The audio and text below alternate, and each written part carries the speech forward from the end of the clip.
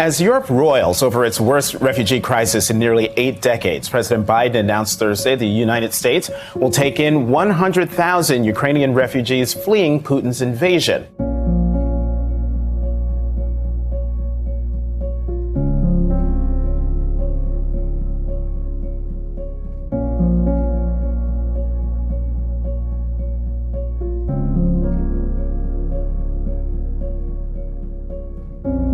Will America stand for Ukraine? Yes! Will you stand for Ukraine? Yes! Will you petition the White House, your senators and congressmen now? Yes! But the process to bring these refugees into the country is a complicated one, and Ukrainians already in America are calling on the government to do more. I want to hear, will you stand for Ukraine?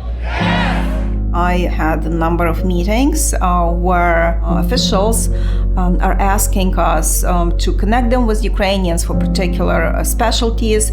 There is a shortage of employees on the American labor market. So on one side it's good. On another side, Ukrainians actually show the world that they're not classical beggars. They're bringing new businesses. They're bringing new ideas. They're coming here. They immediately, almost all of them, file for employment authorizations because they want to work legally. They want to be productive members of the society. They want to pay taxes. They want to comply with U.S. laws. Americans are starting to recognize that welcoming refugees into this country is actually in our national interest. And these refugees are demonstrating that in their opposition to autocracy. I want you to speak on behalf of America.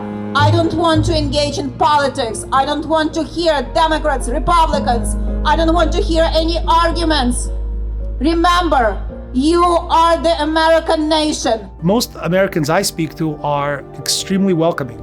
You have nationals of a very culturally rich country in the middle of Europe with European standards, European values, a European way of life, and an outlook towards Europe and the West, now under these dire circumstances joining the ranks of the American population. And most Americans, they welcome Ukrainians with open arms. They help them to integrate into the American society. They assist them in working towards achieving their maybe short-lived but nevertheless American dream. Freedom is not free. It costs blood. And blood has produced freedom. We need our United States to make a stand for freedom around the world and in the Ukraine right now, because without freedom in the Ukraine, there is no freedom in the United States. Incredible support, incredible level of support on the level of the American government, but also on the level of American society. This country is a nation of laws, and we must make sure that our word is good. We promise to stand with the people of the Ukraine, and I say that today we must honor that promise. They are happy that Ukraine is standing against Russia. They happy to see that somebody is standing for what is right.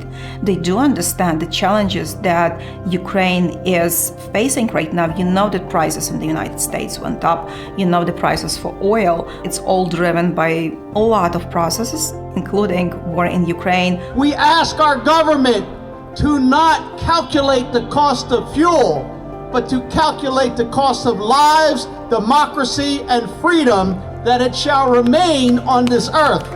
Slava Ukraina!